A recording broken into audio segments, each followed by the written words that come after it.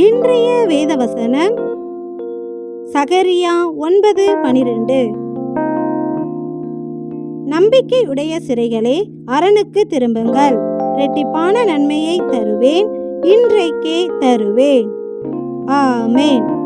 நம்பிக்கை உடைய சிறைகள் அரணுக்கு திரும்புவதாக.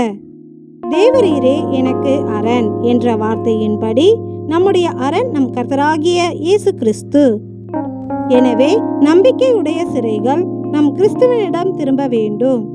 ஏனென்றால் குமாரன் உங்களை விடுதலையாக்கினால் மெய்யாகவே விடுதலையாவீர்கள் என்ற வார்த்தையின்படி நம் கிறிஸ்துவே எல்லா சிறையிருப்பில் இருந்தும் நம்மை விடுதலை செய்யும் தேவன். எனவே இந்த வார்த்தையின் மேலும் நம் கிறிஸ்துவின் மேலும் நம்பிக்கை உள்ளவர்களாக நம் கிறிஸ்துவனிடம் திரும்பி அவர் வழியில் நடக்கும்போது நம்முடைய எல்லா சிறையிருப்பையும் நம் கிறிஸ்து உடைத்து நம்மை விடுவிப்பார்.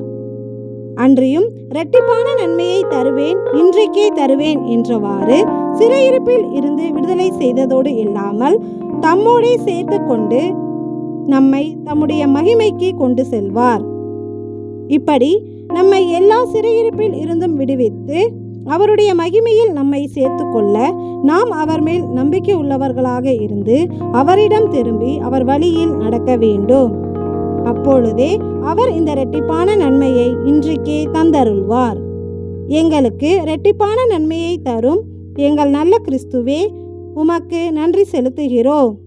நன்றி.